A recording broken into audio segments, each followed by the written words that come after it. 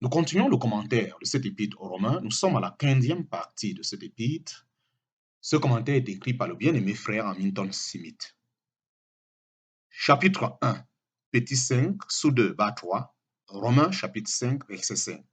Pour cela, nous lisons Romains chapitre 5, verset 5. Et l'espérance ne rend point honteux, parce que l'amour de Dieu est versé dans nos cœurs par l'Esprit Saint qui nous a été donné. Commentaire. En outre, l'espérance chrétienne ne rend point honteux. L'échec des espérances terrestres dans lesquelles les hommes se vantent les rend souvent honteux de leur espérance. L'espérance du chrétien est sûre parce qu'elle est liée à l'amour de Dieu versé dans nos cœurs. La foi réalise que notre espérance est certaine du fait que la gloire que nous espérons est assurée par un amour qui ne faillira jamais.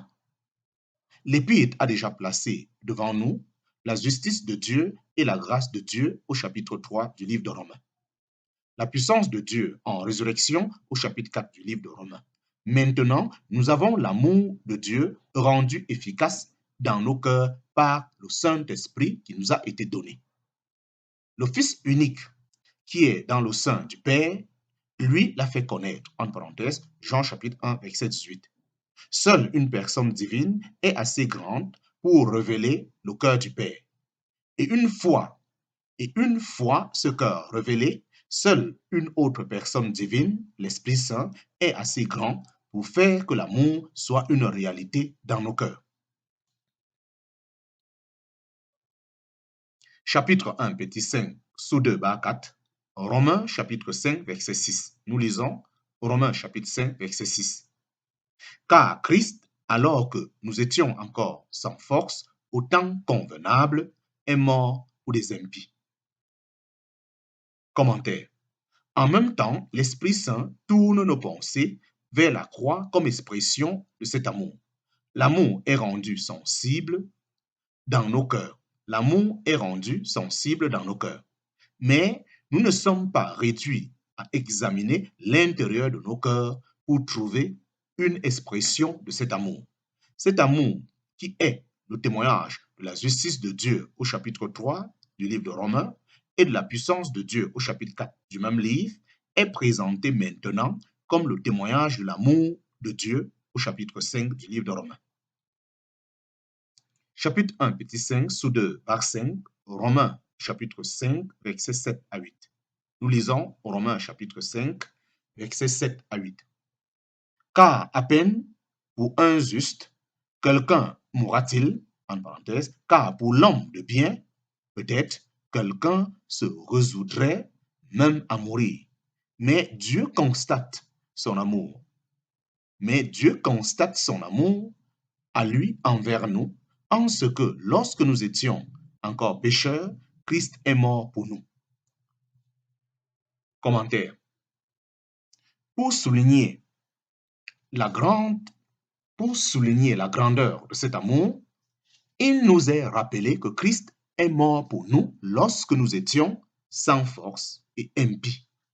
C'est quand nous étions totalement sans ressources, impies, incapables de rien faire pour Dieu et y répugnant que cet amour a fait le grand sacrifice de mourir pour nous.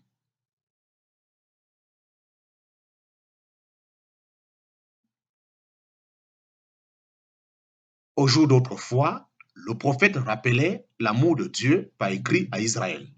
Il compare Israël à un nouveau-né sans ressources, jeté sur la face des champs, laissé en train de périr sans qu'aucun œil n'ait pitié, ni qu'aucun cœur n'en ait compassion. Alors l'Éternel dit, ton âge était l'âge de l'amour. Le temps du besoin pressant chez l'homme était le temps de l'amour de Dieu. En parenthèse, Ézéchiel chapitre 16, versets 1 à 14. Ainsi aussi, notre temps d'absence, de ressources et d'impiété a été le temps de l'amour de Dieu. Pour mettre en relief cet amour, il est souligné le contraste entre la manière dont les hommes agissent et celle adoptée par l'amour de Dieu. Parmi les hommes, on ne trouverait guère quelqu'un qui accepterait de mourir pour un homme juste, bien qu'il soit possible que quelqu'un, animé d'un empressement téméraire, puisse risquer la mort pour un homme de bien. Mais où y a-t-il parmi les hommes un amour qui conduirait à mourir pour un pécheur? En contraste avec tout ce qu'on voit parmi les hommes, Dieu constate son amour en ce que, lorsque nous étions encore pécheurs, Christ est mort pour nous. Chapitre 1, petit 5, sous 2, bas 6, Romains, chapitre 5, versets 9 à 10.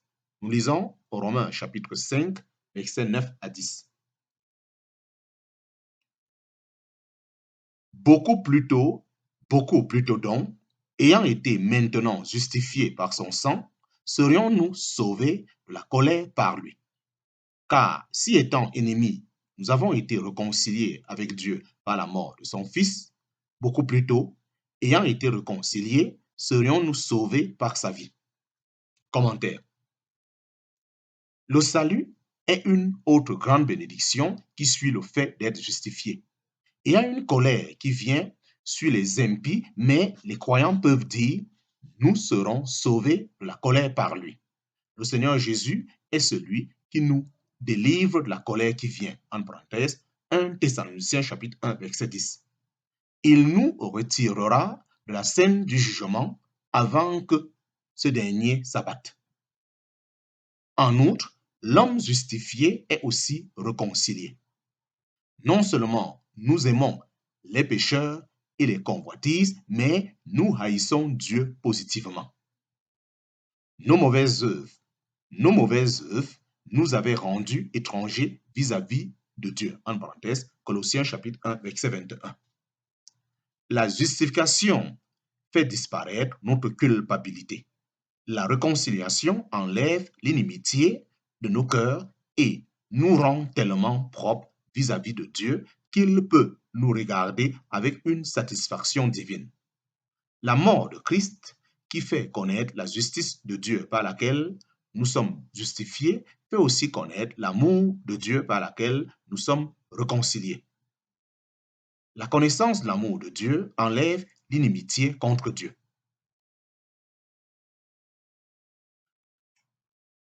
Beaucoup plus tôt, ayant été réconciliés, serions-nous sauvés par sa vie. Voilà encore une autre bénédiction. Il s'agit ici de l'aspect présent du salut.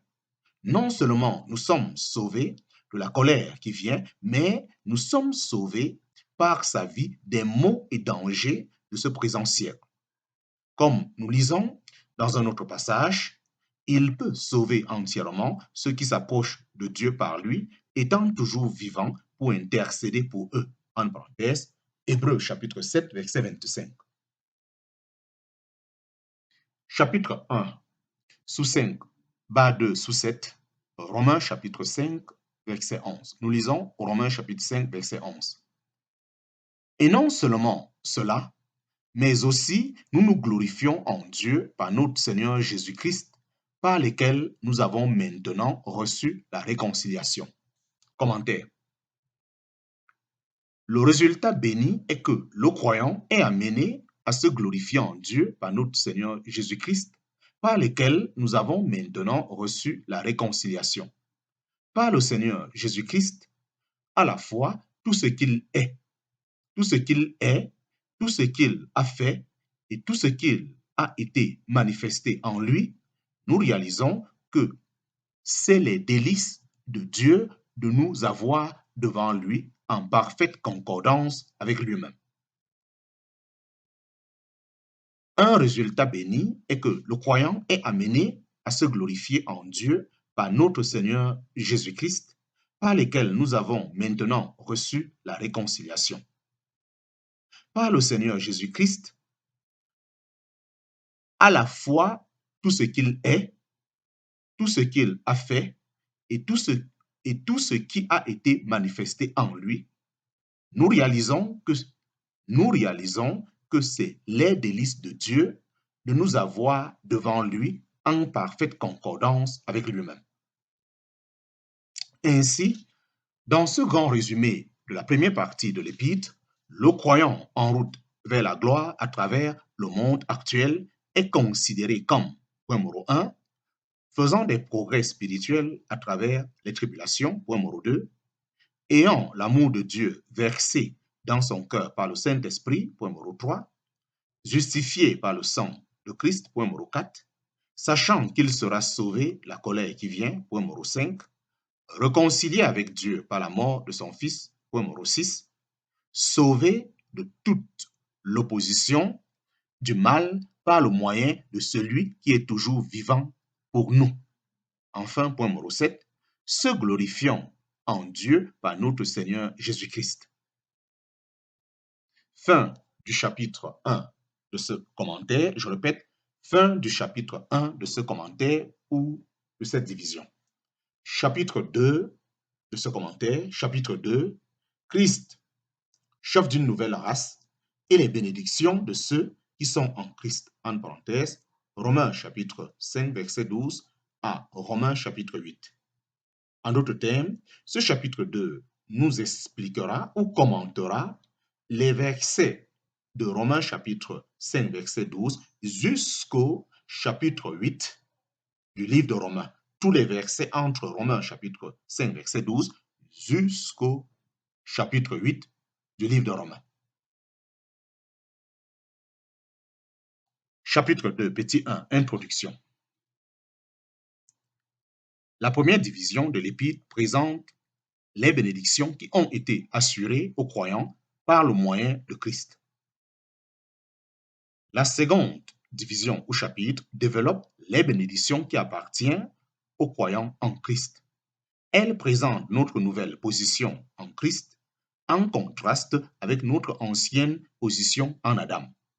Comme hommes naturels, nous sommes reliés à Adam et sommes impliqués dans la chute et dans ses conséquences. Comme croyants, nous sommes reliés à Christ et avons part aux bénédictions qui appartiennent à sa lignée. La première partie de l'Épître traite de la question de nos péchés et de notre culpabilité. La seconde s'occupe de la question de notre état. L'apôtre ne parle plus de ce que nous avons fait, mais de ce que nous sommes. Non pas du mauvais fruit, mais du mauvais arbre qui produit le fruit. Les premiers exercices d'une âme éveillée portent généralement sur les péchés commis et le jugement qu'ils impliquent. Une fois ces questions réglées, une autre difficulté se met à troubler l'âme alors qu'on ne l'attendait guère, voire pas du tout. À l'aube de la carrière chrétienne, les premiers exercices d'une âme éveillée portent généralement sur les péchés commis et le jugement qu'ils impliquent. Une fois ces questions réglées, une autre difficulté se met à troubler l'âme alors qu'on ne l'attendait guère, voire pas du tout, à l'aube de la carrière chrétienne. Nous découvrons que, bien qu'ayant une nouvelle nature, avec de nouveaux désirs envers Christ et les choses de Dieu, il y a encore en nous la vieille nature dominée par un principe mauvais que Dieu appelle le péché. En outre, nous trouvons que cette vieille nature cherche à s'imposer par ses convoitises opposées à la volonté de Dieu. En plus, nous trouvons que cette vieille nature, avec ses convoitises, est trop forte pour nous. Dans cette nouvelle portion de l'Épître, nous est dévoilée la manière d'être délivré pratiquement de la domination du péché et de tout ce que le péché entraîne pour nous faire jouir dans la puissance du Saint-Esprit des bénédictions de l'âme délivrée. La vérité est présentée dans l'ordre suivant. Point numéro 1, où premièrement, Christ est placé devant nous comme le chef d'une nouvelle race avec la présentation de la bénédiction qui appartient à ceux de sa lignée. En parenthèse, Romains chapitre 5, verset 12 à 21. Deuxièmement, il nous est montré la manière d'être délivré de la puissance du péché. En parenthèse, Romains chapitre 6. Troisièmement, Nous apprenons la manière d'être délivré de la loi, en parenthèse, Romains chapitre 7. Quatrièmement, nous apprenons la manière d'être délivré de la chair et les bénédictions dont on peut jouir dans la puissance de l'Esprit, en parenthèse, Romains chapitre 8. Chapitre 2, petit 2, Christ, le chef, en parenthèse, tête d'une nouvelle race d'hommes. D'une nouvelle race, en parenthèse, Romains chapitre 5, versets 12 à 21.